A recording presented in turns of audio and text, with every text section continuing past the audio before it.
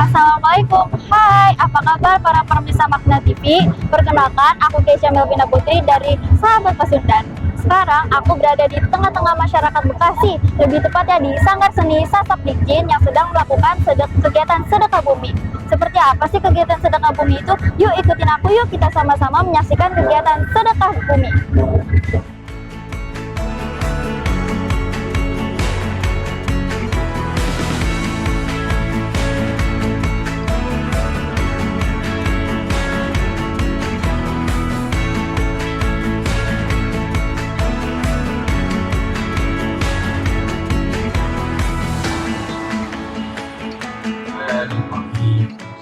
Pemirsa, sepertinya kegiatan sedekah bumi sudah mau dimulai. Yuk kita mendekat.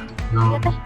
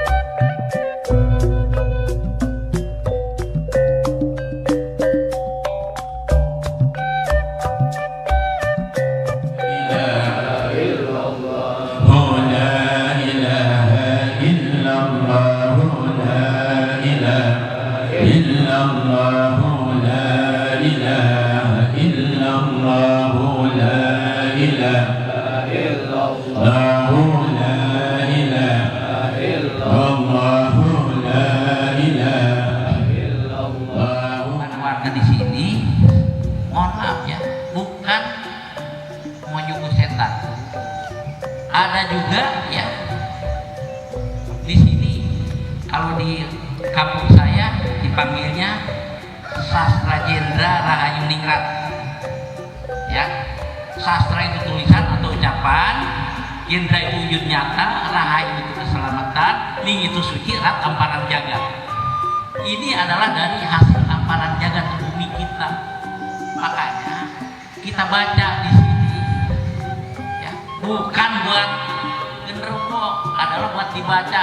Sesaji adalah sajian buat dimakan, tapi mau dibaca dulu gitu ya.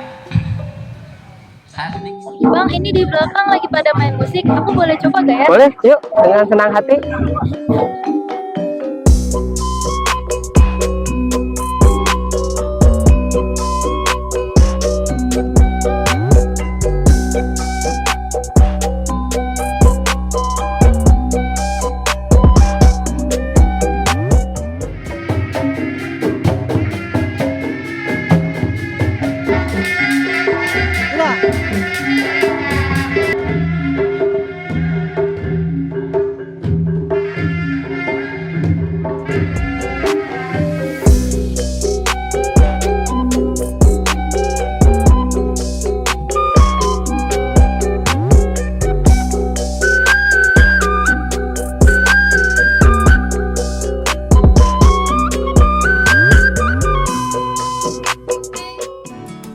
Assalamualaikum Abang, aku Kesia dari Sahabat Pesunda, Sakti. Apa kabarnya Abang? Baik, Kesia. Aku mau tanya-tanya nih, boleh ya? Boleh. Aku kan mengikuti kegiatan dari awal sampai akhir tentang sedekah bumi. Apa sih tujuannya kalau boleh tahu? Kalau sedekah bumi sih kita maknainya hanya bersyukur kepada Tuhan Yang Maha Esa, karena dalam 1 tahun ini kita sudah berikan keberkahan gitu kan, keselamatan. Hanya itu aja sih sebenarnya. Baik, kenapa bisa di eranya hari ini? Kenapa? Karena kami dituntun oleh orang tua kami itu sebagai budaya itu secara otomatis sadar tidak sadar kami dituntun. Jadi karena budaya itu kan bukannya baru, tapi kan ini pelajaran dari orang tua, nenek moyang, leluhur. Jadi secara tradisi kami dituntun. Makanya di era kami bagaimana komunikasi si anak dengan orang tuanya itu sendiri. Makanya bisa bertahan sampai hari tentang budaya sedekah bumi tadi intinya. Terus dilakukannya itu berapa bulan sekali atau bagaimana? Biasanya kalau kami karena budaya, jadi kita adakan 1 tahun sekali dan itu bertepatan di bulan Apit. Kalau itu, jadi bukan bulan nasional tapi bulannya itu bulan Apit. Nah itu sedekah bumi itu dimulainya dari kapan? Maksudnya dimulai acaranya atau sejak adanya tradisi tadi? Adanya tanya dulu. Nah kalau mulai tadinya sih karena sedekah bumi sudah turun temurun ya, jadi jauh sebelumnya mungkin sudah kakek nenek kami, orang tua kami, luar kami sudah melakukan hal tersebut. Lalu apa harapannya Abang untuk anak muda zaman sekarang itu untuk melestarikan kegiatan ini? Mungkin harapannya karena hari ini kan mungkin lebih ke milenial ya teh. Harapan saya sih bagaimana si anak ini mau belajar tentang budayanya. Dari mana belajar budaya? Tentu yang pertama dari orang tuanya. Dari orang tuanya tentu dari kakek neneknya dan leluhurnya. Kalau harapan saya sih mungkin bukan hanya satu faktor di keluarganya saja, tapi juga lingkungan maupun pemerintah paling tidak ikut andil, baik dari lurah, camat maupun wali kotanya. Besar harapan saya sih karena budaya ini kan sebagai fondasinya bangsa. Tapi kan hari ini mungkin banyak sekali atau sedikit sekali yang memang peduli tentang budaya tapi gaungnya digaungkan. Secara harapan saya sih si anak itu belajar lagi, terus pemerintah juga lebih merhatikan kami-kami yang sedang mempertahankan pelestarian budaya itu sendiri. Itu aja. Kan perkembangan itu semakin cepat ya. Gimana sih caranya sedekah bumi itu masih eksis di zaman sekarang? Yang terpenting tadi karena hubungan kita dengan orang tua kita masih terjalin. Karena kenapa? Kalau budaya itu kan tidak hanya ujuk-ujuk ada, tapi memang sudah regenerasinya ada dan hasilnya juga seperti hari ini kami menjalankan seperti dituntun gitu. Jadi kalau misalnya di eranya seperti ini mungkin lebih kepada bagaimana orang tua tadi dan si anak tadi berkomunikasi tentang bagaimana budaya itu ada. Terima kasih Abang.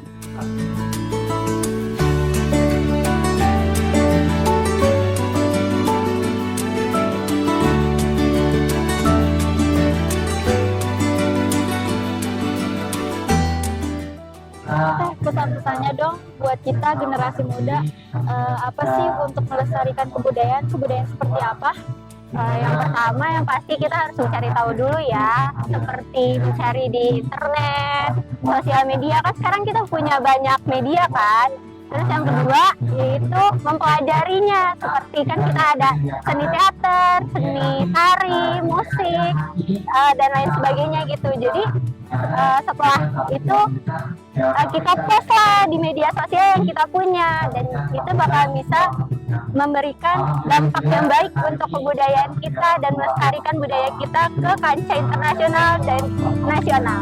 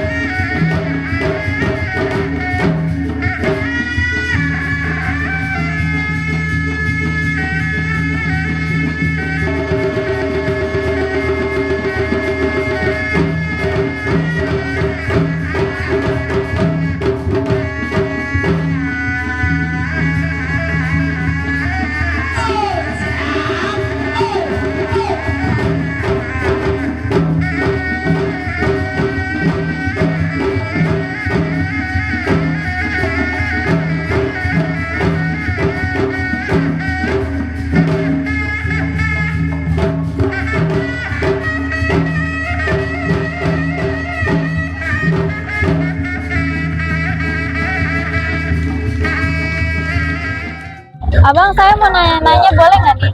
Kan tadi saya menyaksikan kegiatan pencaksilat tuh ya. Kalau untuk belajar pencaksilat itu susah gak ya? Iya, untuk belajar pencaksilat itu sangat mudah sebetulnya. Pertama, kemauan.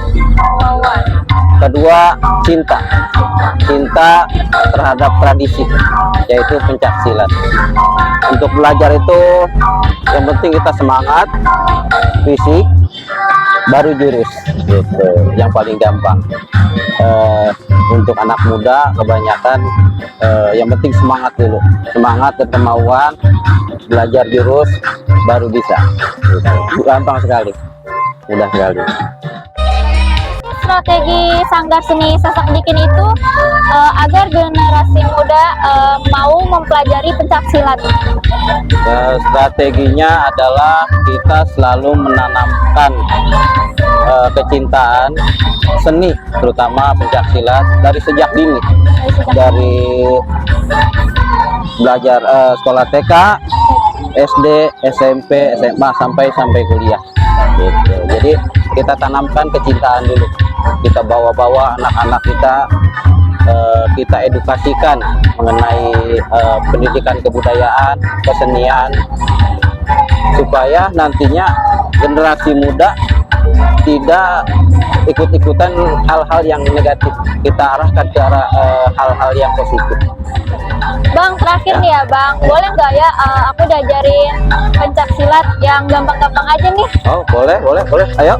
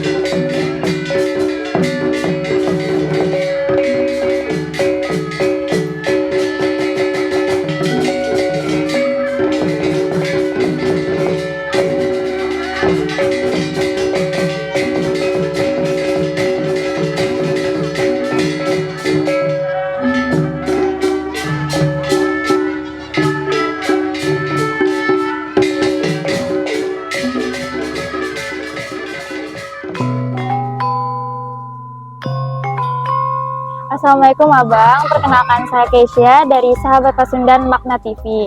Saya izin bertanya, boleh? Boleh, silakan. Ya. Bagaimana sih sejarah awalnya dibangun Sanggar Seni Sasak Dijin ini? Oh iya. Ini kebetulan kan kalau di hitungan buat sekarang nih sampai tanggal ini 1 Juni, ini hitungannya Sanggar ini udah hampir 10 tahun berjalan. Oh, 10 tahun. 10 tahun. Jadi awal itu berdirinya kita 2014. 2014. Iya, di 2014. Terus si Sanggar kecil yang tadi sih cuma di sana itu di dalam, namanya di dekat daerah Sakikin, walaupun ini masih wilayah Sakikin sebenarnya, Mak. Iya. Nah, kalau di sana karena melihat waktu itu ceritanya banyak anak-anak yang memang belum belajar sekolah. Jadi kita cuma punya niat mereka itu bisa kita bisa kan untuk yang lebih baik gitu, arahkan. Belum ada sanggar, jadi cuma kumpul-kumpul biasa. Bagaimana biar ada kegiatan, maksudnya biar anak-anak remaja atau anak kecil itu bisa mencari hal yang terbaik gitu. Jadi jangan sampai kegiatan-kegiatan ikut tawuran segala macam gitu. Nah, tiba-tiba dari sekumpulan orang-orang kita ini kita nanya sama, oh boleh nggak apa-apa. Nah, waktu itu kebetulan saya di sana itu jadi pengurus RT. Oh, pengurus RT ya? Iya, jadi saya kan diminta, ya udah kalau begitu kita jadikan satu kegiatan di Karang Taruna. Iya. Nah, tiba-tiba tahun 2014 itu kita kumpul sama sepuh, sama tokoh di situ. Ya udah, bikin komunitas yang memang bisa menaikkan derajat daripada budaya. Oh, Jadi 2014 itu belum 2018, pas 2014 kita launching, kita namanya Sanggar Seni Sasak Dijin. Dan dalam Sanggar Seni Sasak Dijin itu pertama kali kita launchingnya itu tahun 2014 tadi. Seperti itu tujuannya untuk membina daripada remaja agar mereka tidak ikut-ikutan. Kalau mereka kan prinsipnya kalau nggak ada kegiatan takutnya ikut kegiatan yang tidak positif, ya tawuran nanti yang apa. Maka kita rangkul mereka untuk bisa mengisi itu tadi. lalu untuk kegiatan Sanggar Seni ini ada kegiatan apa aja sih? Ya, kalau secara intinya kegiatan ini yang pertama adalah kegiatan utamanya adalah silat. Silat. Iya, jadi silat. Terus ada juga kegiatan tari topeng atau tari tari topeng, topeng ya. ada. Ya, terus juga ada kegiatan untuk membina mereka, ada ibu-ibu. Kalau hari Minggu itu ada kegiatan senam kesehatan. Senam kesehatan. Iya, jadi yang intinya buat mereka untuk kita kepada masyarakat biar berguna tempat ini. Jadi awalnya itu tadi di sana kita kembali ke awal lagi dulu, Neng, maaf ya. Iya. Iya, biar kronologisnya biar jelas. Jadi di sana itu kita punya tempat. Ada warga yang memang tanahnya kita dipergunakan untuk kegiatan sosial. Tapi saya waktu itu merasa kalau nanti ini tempat terus anak-anak udah banyak, terus yang punya tanah diperlukan, misalnya kan kalau sendiri orang Betawi mah Iya. kadang-kadang kalau misalnya buat keperluan ya karena memang buat tani doang, nanti takut dijual di tanah. Kita sayang sebagai nih, kalau lahannya nggak ada bagaimana nih, anak-anak mau dibawa kemana. Jadi ceritanya kita punya usaha, kita cari-cari, akhirnya kita ketemulah di sini yang namanya besar keluarga Bapak Naya. Oke. Iya, makanya pindahlah tahun 2016 itu kita pindah kemari, terus kita bentuk ini hutan semuanya dulu nih. Jadi pembuangan sampah kita bangun siang malam. Jadi dari sana kita prinsipnya di sana kita bukan pindah, cuman artinya di sana itu karena takutnya tempat itu nanti dipakai sama yang punya, kita yang punya amanah buat membina anak-anak, tempatnya kagak ada. Takutnya anak-anak lagi heboh-hebohnya belajar, tempatnya kagak ada gitu. Jadi saya cari kemana-mana, akhirnya dapatnya di sini. Ini tempat sampah ini, waduh, ini tempat sampah hutan. Nah, terus kita bilang sama rekan-rekan, bagaimana kalau kita mau nggak di sana tempat? Boleh. Jadi siang malam kita bangun tempat ini. Nah, akhirnya bermanfaat. Itu seperti perjalanannya. Nah, terus kegiatannya di sini yang terutama adalah memang dari sana itu adalah kita isi terutama silatnya. Silatnya. Iya, jadi silatnya ini kita dari Pengasinan Jalan 6 ya, dan bergabungan dengan Padepokan di ujung aspal, yaitu Padepokan yang dibina oleh sekarang ini Pak Agus Agus Boyo. Agus Boyo, Pak Agus Jadi Boyo. memang kegiatannya untuk membina mereka. Jadi kegiatannya agar mereka punya talenta. Tapi pada prinsipnya di sini belajar silat untuk apa ya? Mereka menjaga diri, terutama untuk buat olahraga. Jadi buat kepintaran, bukan buat sombong-sombongan, Buat kesehatan. buat kesehatan, buat menjaga diri, itu tujuannya. Nah, makanya alhamdulillah direspon seperti itu. Ya, silakan. Lalu kan di sini pasti ada aja yang mau masuk sanggar seni apa Betul. begini ini kan. Syaratnya itu apakah harus orang daerah sini atau orang luar boleh masuk? Tidak, ini seperjalan tadi kita juga buat hal seperti ini pertanyaan yang luar biasa.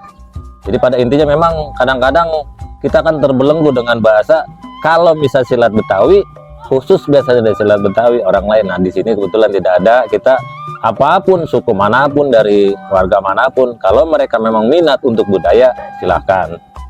Ya artinya tidak dipungut biaya, mereka asal mau saja.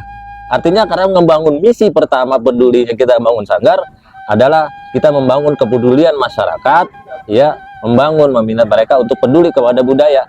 Tujuannya seperti itu tadi. Kalau memangnya kita satu hal yakin, karena dulu saya pernah dibilang sama orang tua, bahasanya kalau kita mau dunia, artinya kita jangan minta dulu, gitu.